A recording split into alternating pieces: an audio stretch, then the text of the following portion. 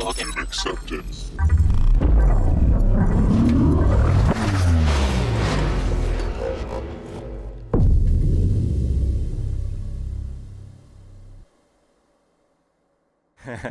So again, hello everybody. Good morning. I'm happy to be the first on stage in this huge room to talk again about machine learning, and that's quite trendy these days. My name is Guillaume Laforge. I'm a developer advocate for Google Cloud. I am also a Java champion, and I'm mentioning this because I'm interested in AI, machine learning, etc., but from the angle of a Java developer. Because there's lots of stuff in Python everywhere for machine learning, but even if you're a Java developer, there are lots of things you can do, especially with large language models. And I work for Google, so I'm going to cover the Gemini model. I'll show you various demos with Gemini. And we'll speak also, the examples I'll be showing apply to Gemini, but to other LLMs as well, because I'm going to show you LangChain4j, which is which is the best framework on Java, at least for interacting with LLMs. If you want to follow me, Twitter, Blue Sky, Mastodon, etc. So back in 2016-17, Google released a paper called Attention is All You Need, which was describing a new neural network architecture called transformers. And transformers was really the key, among other technologies, of course, but and papers and so on, and innovations, but was the key to this new revolution of ChatGPT, Gemini, etc. And by the way, who's using ChatGPT in the room? Yeah, and what about Gemini? Have you tried Gemini? Yeah, cool. So there's usually like at least 3 times more people using ChatGPT than Gemini, but yeah, we've got a long way to go. There's been a series of innovation, but really that was the cornerstone of research, because it allowed teams of researchers to train models way more rapidly, in parallel, on more GPUs, etc., and also on bigger corpuses of data. And the thing is that the more data you have, the more capable your model will be. So the fact that you can train much faster and on much more data brought this revolution of large language models. Because language models existed before, but that's really the new era of language models, that's thanks to this innovation. So we're going to speak about Gemini, but when you hear the word Gemini, there are different things. So there's Gemini, the model, but we also use Gemini for a lot of things. So there's Gemini, the web application that you can use, like ChatGPT, to interact with Gemini, or it was recently released in Europe as well on mobile devices, iOS, Android, so you can also interact with Gemini from a phone. There's Gemini, the model, that's what we're going to use, and the APIs for that model. But Gemini is also integrated in various Google products. So for example, if you use Workspace with Google Docs, etc., you can use Gemini to help you write your papers or whatever. You also have Google. You've got Gemini Cloud Assist. So if you're using Google Cloud Platform, you can ask, hey, in the chat window, like, how can I scale my Kubernetes cluster? There's Gemini Code Assist, like GitHub Copilot. So you can install that in your IDE and get help from Gemini, like write my unit test, complete my code, etc. So there's Gemini a bit everywhere, so it's a bit confusing. But really today, my focus is Gemini, the model, and exposed via an API. So Gemini is available in different sizes. So there's an version. So there was the first version 1.0 and 1.5 now, available in different sizes, Ultra, Pro, and Nano. Nano, it's the small model that can run on mobile devices, on Android phones. So like the latest Samsung Galaxy S24, for example, has got Gemini Nano inside, or the latest Pixel phones as well. And when was that? 2 months ago, at Google I/O, we also announced a fourth size or variation, which is called 1.5 Flash. What's great with Flash is that it's got pretty much the same level of performance as Gemini 1.5 Pro, but it's way faster, way cheaper as well. And in terms of latency, it's really great. And it's got the same big context window as Gemini 1.5 Pro. So usually, when people wonder which model to use, usually just use 1.5 Flash and you'll be happy with it, unless you need extra reasoning capabilities and things like that. So Gemini is great at multimodality. That means it doesn't just take text in input, but you can also give it videos, pictures, PDF files, etc. It's really great at reasoning. So if you give it, it's ranking very well on the benchmarks for problem solving, math problems, etc. And it's pretty good at coding as well, and it understands a lot of programming languages, which is always interesting. So speaking of multimodality, maybe I can already show one example with that. So for example, if I use, so what am I going to use? I'm going to show you Gemini, the web app, but also Google AI Studio, which allows you to interact with the model from a web UI. So for example, I took a picture, let me show you this one, browse. I took a picture here yesterday. I think you will recognize what this picture is about. So it means that I'm able to send pictures and text at the same time. So what is this picture about? And let's see so I'm using, Gemini 1.5 Pro or Flash, it's the same. A scenic view of Wawel Castle in Krakow, Poland from across the Vistula River. I guess you also got it right, yeah? So you can give it anything, pictures, text, code, etc. And the other key differentiator, Gemini versus the rest of the world, is the fact that it's got a big context window. So the context window is the size of the stuff you can give it, right? So in input. So you can, we've got a 1 million token window. So token are, parts of words or close to words, but we usually count in tokens when you use large language models. That's what those models use internally to infer and create text, etc. And the biggest model so far was Claude 2, 1, or 3. That's the same with 200,000 tokens, but Gemini comes with 1 million tokens. 1 million tokens, what can you do with that? It's 1 hour of video, it's 11 hours of audio, 30K lines of code, 700K words. For example, you can put the whole of Harry Potter, the whole titles of Harry Potter in the context window and ask questions about it. Let me show you, an example here. So we had this little one. I'm going to do another one. So I'm going to use, where is it? It's here. So the Apollo 11 mission. You can actually read the transcripts of the mission. It's a huge HTML document with all the dialogues between, hey, Houston, we have a problem from the the moon and everything. So I can give that to the model with the little plus sign. Upload. No, I don't want to record. Upload to Drive. I'm going to upload the transcript.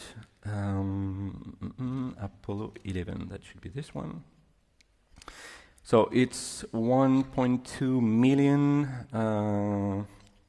bytes, and that would be, I don't remember how many, so that's 500,000 tokens, so that's half of the context window. And I can ask question, what is the time code when Neil Armstrong said his famous quote? Famous quote. And you can say please. I'll put please because I did once, the very same example, and it didn't give me the right answer. It didn't give me the time code, so I added please, and it worked. Let's see if it works out of the box with please. It's fun. So let's see. So usually for 500,000 tokens, it takes about 30 seconds or so to generate an answer. You parse the whole document, analyze it, understand it, and then generating the answer. So it's great to have a big context window, but of course you have to keep in mind latency, because it takes a while to parse it, send it over the wire, etc.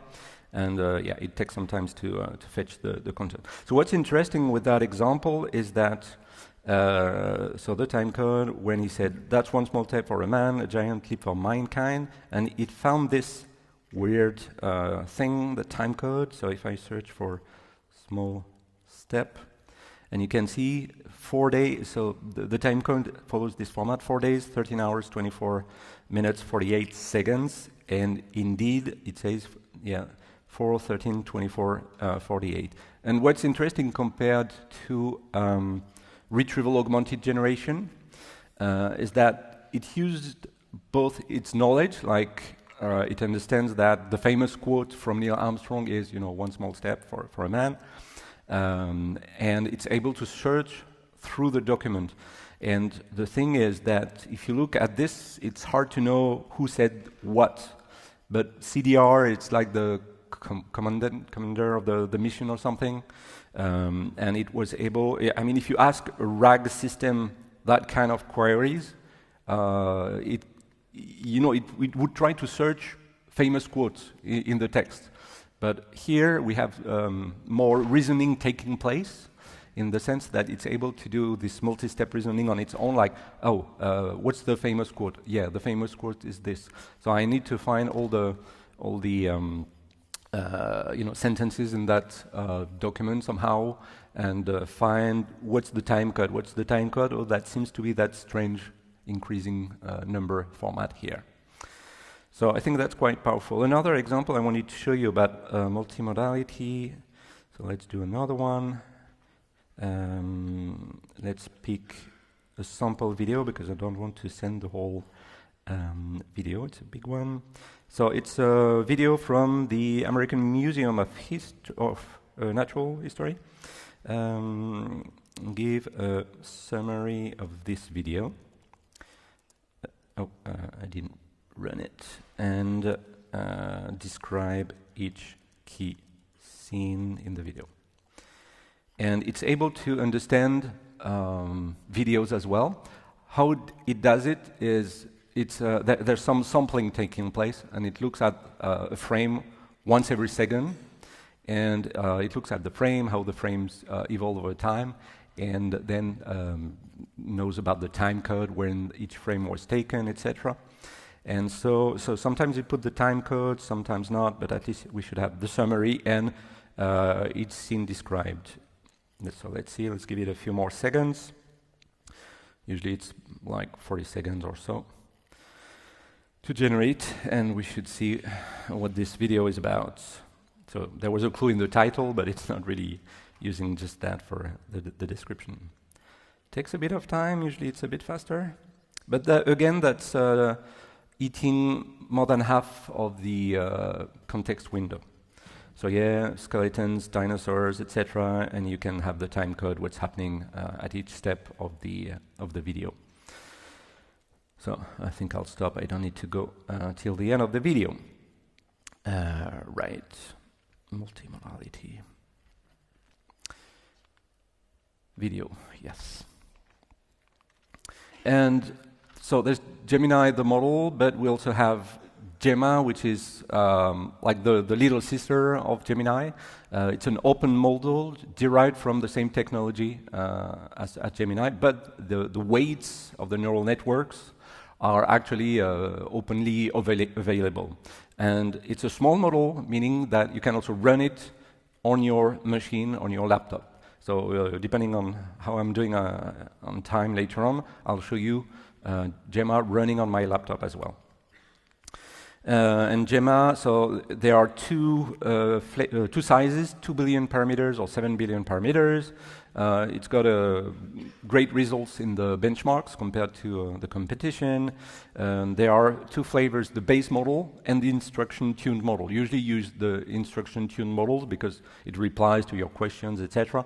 Whereas a base model or non-instruction-tuned model is just dreaming text, basically.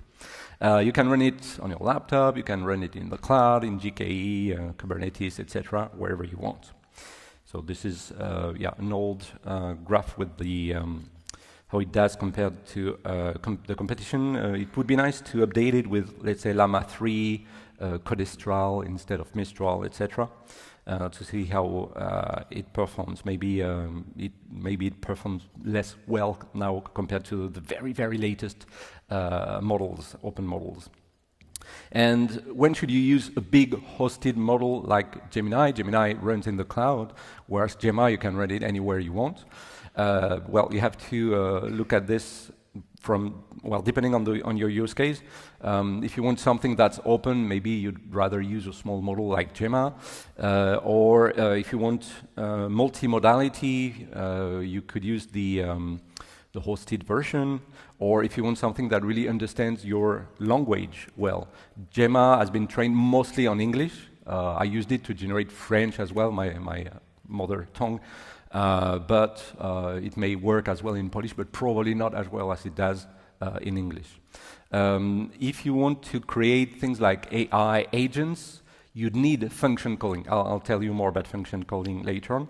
But with Gemini, it's supported, but not with Gemma. And well, there are a few other aspects, or like pricing, if you want to, pay a cloud provider, or if you want to run it on your infrastructure and things like that. So it really depends on what you want to do. And I didn't show you, maybe before diving into the code, I just wanted to show you the Gemini interface here as well. For example, because that's the thing I wanted to start with. What shall I visit in Krakow, for example? So this is, I should have started with that instead of the Google AI Studio. But I wanted to show you that it does some nice formatting, markdown. It can include the pictures, so the castle, etc. Yeah, pretty much the usual things. And it's able to compare things. So let's do new chat. What are the pros and cons of Gemini 1.5 Pro versus Gemini 1.5 Flash? Show the results in a nice markdown table. So it's able to format things in markdown as well if you want to compare things. So yes, larger, smaller, fewer, whatever. The details don't really matter. It's just that I wanted to show you what it's able to do. Or even, models are trained until a certain date, the cutoff date. But you can also, because there's an integration with external tools like Google Search, you can also do, for example, what's the weather in Krakow, and it's able to fetch live information coming from, outside of the knowledge of the model. So let's see, what's the weather? Yeah, 24, sunny, it fetched the results. And maybe if I come back to this one, there's also this little G button at the end, which allows this interface to correlate the text generated by Gemini with results from Google Search, so that if you want to check factuality of the responses, so all the stuff in green is stuff that it correlates to stuff that can be found on the internet. So everything that's green is then labeled with links that you can double check on your own. And if it's orange or yellow instead of green, it means that it generated something, but it's unsure or couldn't find the relevant results in Google search results. All right, so let's get back. It's time to have a look at some code. And as I said in the introduction, Python in machine learning is everywhere. So all the models are trained with some Python libraries. Doing fine-tunings of models is usually done in Python as well. But for interacting with large language models, and especially those that are exposed via an API, I mean, it's fairly easy to do that in Java. So I really wanted to see, as a Java developer with my Java hat on, what I could do with Java with LLMs. So there are two options. I'm going to add a third option, which is my option 0. After all, there are REST APIs for those models, so you can just, do a post request and put, okay, hello Gemini, maybe tweak the temperature or things like that, and then just point at the URL. So you can replace the region, your project, when you have a project on Google Cloud, etc. And then, okay, you want to use 1.5 Pro, and I call the generate content method. And that's basically it. So it's very simple. That said, there's also a Java SDK, so called the Google Vertex AI SDK for Java. So it's just a dependency that you add in your Java project, in Maven, Gradle, etc. And there are also lots of samples that are available if you want to learn more how to do that. And just for the record, I also contribute to the Java SDK and also to the samples that you can see on the Google Cloud documentation. So if you see any mistake or something, that may be my fault, so don't hesitate to ping me about it. Yeah, I really want to help Java developers take advantage of Gemini in their projects. So there's Gemini SDK, and there's also LangChain4j. So what I like about LangChain4j, so it's a higher level abstraction. It's an open source framework that orchestrates large language models, but not only. It also interacts with things like vector databases, which is important when you do retrieval augmented generation. You can also load documents. Again, for RAG, that's great because you want to fetch documents, split them in small chunks, and store them and vectorize them in a vector database. And we'll see not the chains, it's kind of deprecated, but we'll see AI services, which is a way to bind several things together. And we'll see that in more details. So LangChain4j, that's what I'm going to use in my demos. And so it was actually inspired by LangChain, the Python framework. But if you add a little cup of Java, it makes for a much nicer logo, right? So if it's got a better logo, it's probably better than the real Python thing. So what we're going to see, I'd like to show you simple things like question-answer kind of interactions with the model.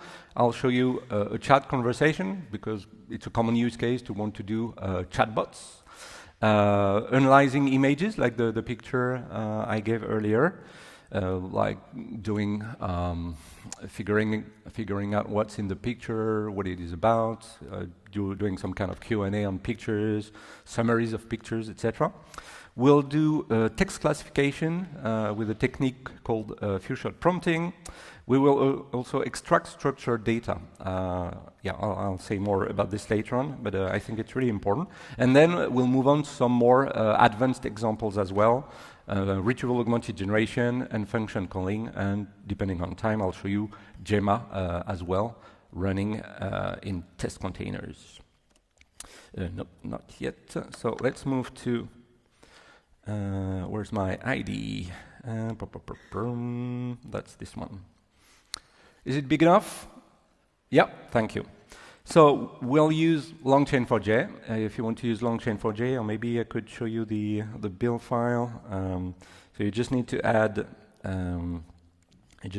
some dependencies like this. LangChain4j. So I'm using a snapshot because I didn't say it, but I'm also a contributor to LangChain4j, especially for the Gemini integration. So I contributed that to the project. So I was trying my latest snapshot, but you just do 0.31.0. That's the latest official release. So just add that to your build, and then I can close a few things, and let's go back here. So the first thing you're going to do is to use the various builders that are available. Here I'm going to use a Vertex AI Gemini chat model because I want to create an instance of a chat model, a chat language model. So all the LLMs implement an interface called chat language model. There's also a streaming chat language model if you want to stream the results. So what I'm going to do, I'm going to say, yay, I want to use this project, this location, and I want to use the Flash model. And then I call build, and I've got a model. And there's a generate method, so there are a few variation of this method, but here I'm just passing a simple string, why is the sky blue? And I'm just printing the answer because it returns a string. So let's run that and see what's the result. So there's a bit extra seconds because of the Gradle build time, but you should see the generation of the answer. So the sky is blue because of Rayleigh scattering. That's I need to explain the phenomenon, etc. But as you saw, the answer was generated, like we waited several seconds, and the whole answer was generated in one go because I wasn't using streaming. But of course, you can also use streaming. So this is stream QA. So this is pretty much the same thing, except that instead of Longchain4j's chat language model, I'm using streaming chat language model. This is the same thing. I added max output token because I don't necessarily want a overly long generation. And then instead of just passing a string with my question, I pass an instance of streaming response handler. And actually, in the next version, there's you should be able to do something more simple than this. You can do on next. So I need to import it. Yeah, like this. Yeah, so it's simpler, but it's only in the next version. I contributed this little shortcut because I found like anonymous classes are pretty verbose, so it's better to just use lambda functions. So if you import this little utility method, it's going to be simpler to use. So let's run that. So instead of seeing the response generated in one go, it's going to stream the response. As you can see, like sentence by sentence, it generates a response. And as usual, it uses some kind of markdown format for the generation. So that was streaming, just for simple question and answers. But let's have a look at a conversation, a chat. As I said, it's a common use case with LLMs. You want to add a chat in your web application to chat with your customers, etc. So again, I'm defining my chat language model. I'm going to do something new here, which is I'm creating a chat memory, because all the discussions with the model, I want to store them per user. So each user has its own chat conversation with the model. Then we're going to see some more powerful concepts here with AI services. So first, I define a contract, which is the contract that I want Longchain4j's AI services to implement. So I'm going to ask Longchain to implement that interface so that in my Java code, I can use that interface to interact with the LLM. So here I just want to get a string in input and a string in output. But there are various types that are recognized.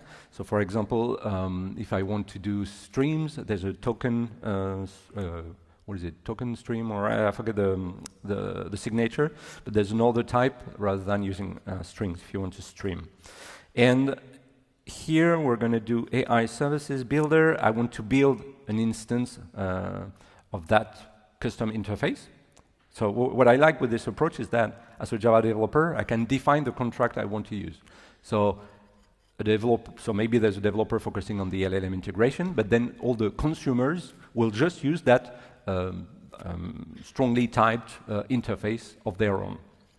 So we are binding everything together: the model, the memory, so that we have a conversation per user, and then, so here I'm doing a series of questions because I don't want to type them all, or maybe what is the country where what was it? Like this? To what? 2W? Like this? Okay, thank you. I'm sorry for the mistake. So let's run that.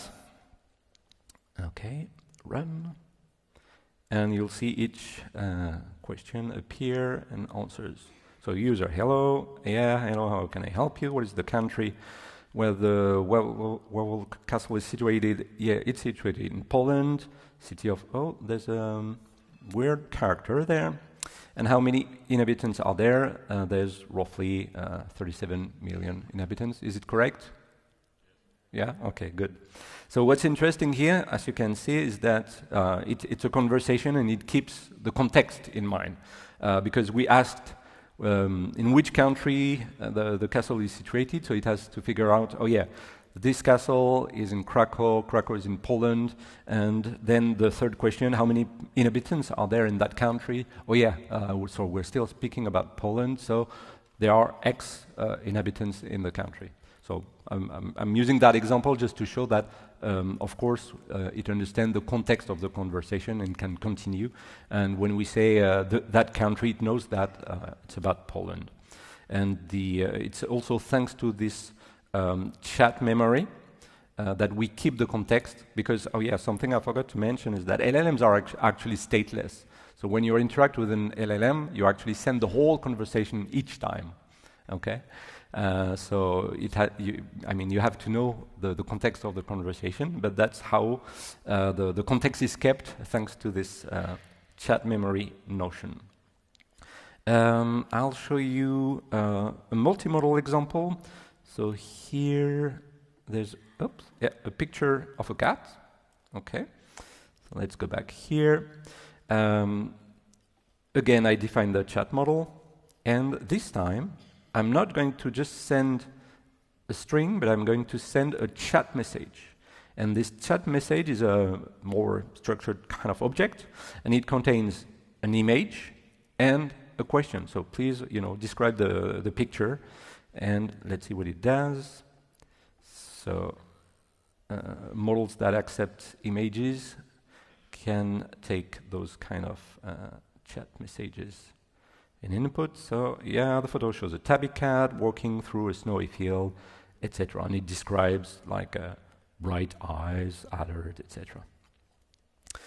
So that's how you do multimodality. So you could give maybe a diagram. So some of the things I've tried is I was drawing like a class diagram for an application, like let's say a blog. So you have a blog, an author, a comment, etc.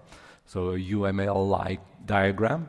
And I gave it the diagram, and I asked it, hey, can you generate the SQL statements to create tables for that?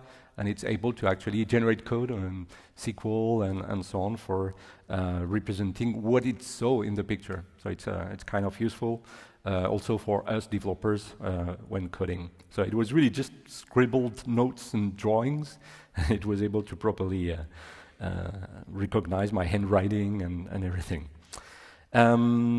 Next, so extract data. Yes, let's move to this one.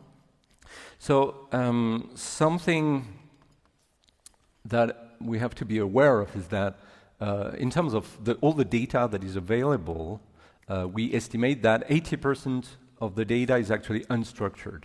So only 20% is structured inside database tables, inside maybe spreadsheets, CSV files, XML, JSON files, etc. So there's not that much data that is in structured formats that can be understood easily by computers. And 80% is just, articles, web pages, PDF files, notes, etc. So when you need to interact with unstructured data, you want to actually extract data that you can then feed into your application, but with typesafe kind of POJOs and beans and so on. So I have an example here. I'm defining a record that represents the details about a person, a name, an age, and I'm going to again use the AI services concept. But here, when I define my interface, you see that so there are two things. First, I'm returning a person record, so I'm not just returning a string, I've got a structured object that I can use, I've got a record. And something new that was added is user message that says, okay, I'm going to pass a biography of a person, and I want you to extract the name and age of that person, and please return the result in JSON. So here, that's the schema I'd like the model to follow. And to be honest, and it's coming in 0.32, there's a response MIME type that you can use, so you can simplify the user message here to say, okay, I want application JSON, for example. Okay, so this is not necessary in that example, but in the next version, you will be able to simplify prompts like these by just saying, hey, extract the name and person, and not like JSON, etc. And then, so I'm creating an instance of that interface, and I've got my person extractor, and then I can pass the biography here, and I'm going to get a record. So I started with text, then I've got a structured kind of object with a record. So let's run that. And so because I want to show the result, I'm going to create new strings. Anna and 23 were extracted here, so I should remove the Gradle output. So it was able to fetch the name, as you can see here. I got a record person, and I extracted the name and age of the person. All right, so these were the simple examples. Now let's have a look at retrieval augmented generation and function calling. So I'll go back to the slides a little bit just to explain how it works. All right. So I've got a demo which is about the Apache Groovy documentation. I'm one of the co-founders of the Apache Groovy programming language, and I wanted to do RAG over documentation of Groovy. So, well, I can just show you very quickly how it works. So let's say, so I deployed a little application on Cloud Run on Google Cloud. So you just give a container, and it's going to deploy that for you, scale it up and down transparently. It's a fully managed environment, so I like to deploy my demos there. And I'm going to ask questions against the documentation. Can I implement Java records in Groovy? Let's see. So it's going to search the Groovy documentation, and let's see what it says. A few seconds. Yeah, implementing Java records. Interesting. It didn't use the record keyword. Yeah. So it shows the various options. So you can use the record keyword, but there are other things that Groovy does. So you can have records like classes, but you can also have real Java records. So it showed different approaches, but here the response I was interested in was this one. And maybe ask another question like implement a record that represents the schedule of a conference. Take Devoxx Poland as an example. Oops. And let's see what it generates, just to show that it understands. So it can generate code and figure out from the documentation how to write records. So let's see. Yeah, so it created a record. So here's a Devoxx session, etc. And how can you implement something like this to implement chat interfaces on top of your own documentation? So there are two steps. The ingestion phase, where you prepare the documentation and store that in a vector database. And then there's the retrieval, the querying phase, where you can ask the question and interact with the model. So first we take the documentation, we split the documentation in small chunks, like a few sentences long, usually. And we're going to use a vector embedding model. So it's not a model that generates text, instead generates vectors of floating point numbers that represent some text, but it's a big vector of 768 values, and we're going to store the chunks of text along with that vector representation of the text. We're going to store that in a database that supports vectors and operations on vectors. So that's the first phase. Then we've got our user. The user has got a question: how do I implement records in Groovy, blah, blah, blah. So you're going to pass through your chatbot application, but you're going to call the LLM to calculate the vector embedding again. And we're going to compare this big array of floating point numbers with all the other vectors in the vector database. And what's interesting there is that the vectors that are closer are actually semantically linked. So you're going to retrieve the text associated with the vectors which are closer to the user query. And usually it's going to return excerpts of the documentation that contain the answer, because usually the vector of the question is actually close or similar to the vector of the answer. So then we're going to use here Gemini, or any model. We're going to ask the model, okay, you're an expert in Groovy or whatever. Here's the question I got from the user. Please base your answer on the following extract of the documentation. Okay, so it's going to ask the LLM to not hallucinate from its knowledge, but instead base its answer from the real excerpts from the documentation, and then it's able to answer. So I can show you this application. Where is it? Here. I don't know why I've got some red. Well, not really critical. So I have so as I said, I created a container for my Micronaut. I'm using Micronaut application. I'm building with Gradle, etc. And I deployed a container that replies to /query. So the HTML JavaScript is going to send my question to that /query controller, and this controller is actually calling an underlying service, query service, execute with memory. So let's have a look at the various things I've defined. So here I'm showing just the querying phase, the retrieval phase. I'm not showing the script to prepare and chunk the documentation. So I need two things: the embedding model to create vectors out of pieces of text. Again, I use Gemini as my model. And I'm going to use, so I already prepared a little in-memory vector database, which is part of LangChain4j. So I'm going to load the JSON, how to say that, I saved my database in JSON format, so I reload the content of the database via JSON. And then we need something new here, which is an embedding store retriever, which says that, okay, when we're going to ask questions, you're going to vectorize the question and find the answers in the vector database.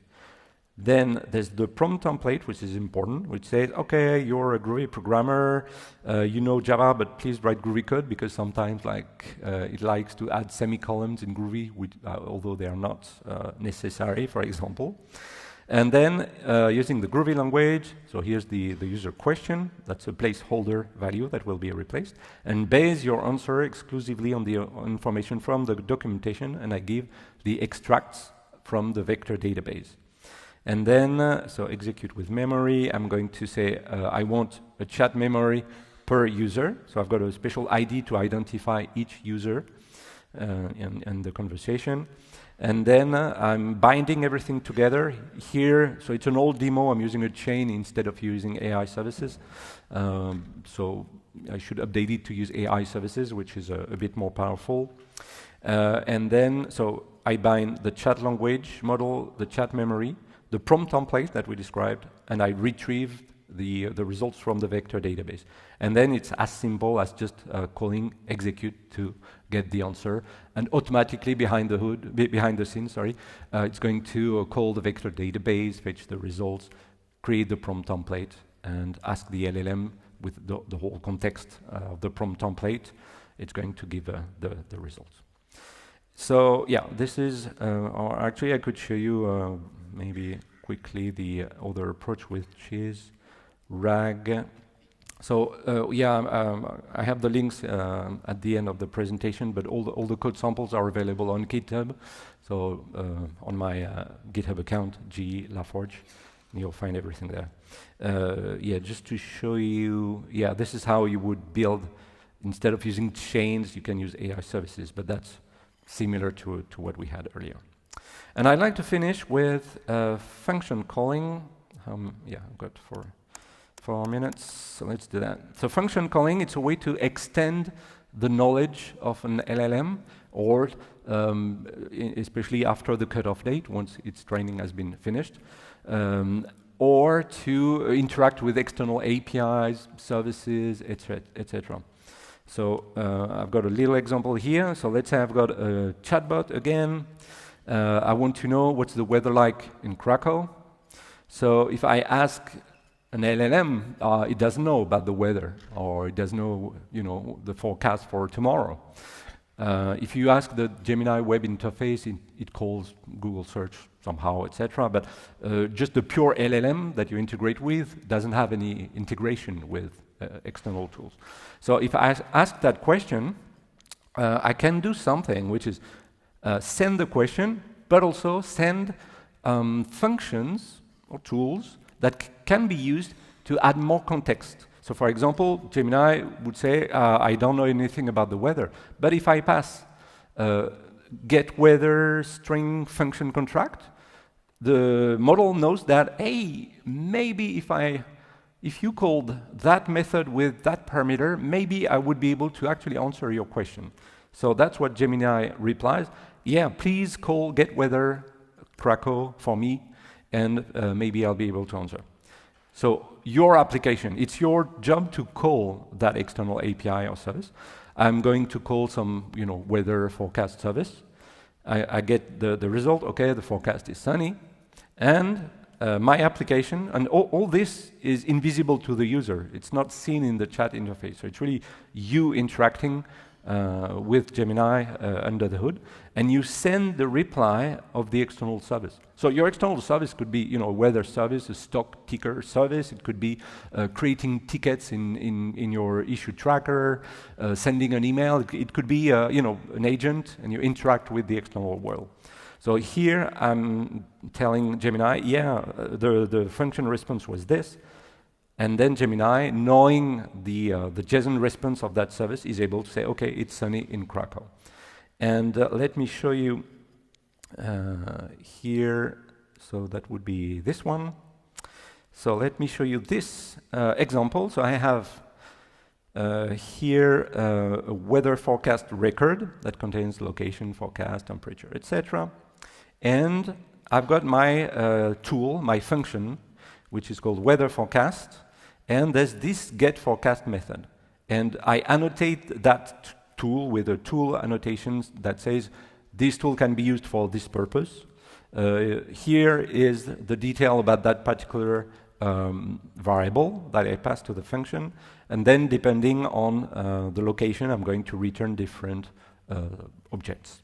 So Paris, sunny, London, it's raining in London, of course, etc.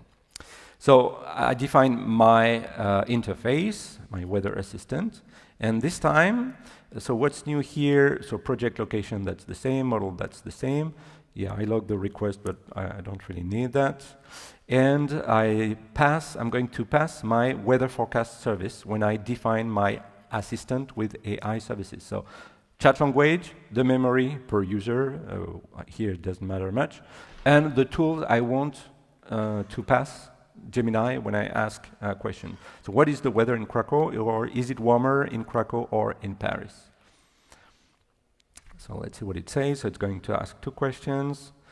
The weather in, so what's the first one? Yeah, the weather in Krakow is warm with the temperature on 26 degrees. And the second answer is, it's warmer in Krakow than in Paris because, it's 26 in Krakow and 20 only in Paris. What's interesting in that second question is that the Longchain4j and Gemini is able to do parallel function calling. So there's not a function that says, okay, pass 2 CDs at the same time, but the model is able to understand that, oh, I can answer that question if I first ask about Krakow, then Paris, and then I can compare the results. So that's parallel function calling.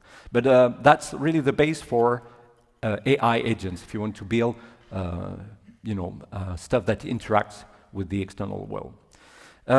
Right, so I'm at time. The other thing I wanted to show you is just calling Gemma locally, but it's, yeah, we're a bit past time. I can run it, but yeah, the idea is that, just very quickly, this one, is that I'm using Gemma within Olama. Olama is a tool to run models, small models locally on your machine. And I'm using actually test containers to run the Olama container. So I'm asking, why is the sky blue? Via Gemma within Olama, within test containers. So it's a bit like the Matryoshka dolls. And then I can get the answer. But yeah, that's the idea. And I think, yeah, the answer is somewhere. Yeah, the sky appears blue. So it asks Gemma via Olama. All right, so that's about it. So I hope you liked Gemini, which is a pretty powerful model that I hope you'll want to test in your application. And a few pointers. So the slides are available there. All the code for is available on GitHub at this URL. And there's also a code lab, so you can follow along and do the samples and follow with explanations, etc. So if you want to, spend an hour or two playing with Gemini and go through all these examples, you can do that with that code lab. So I'm over time. Thanks a lot for your attention, and I'm around for questions, of course. Thank you very much.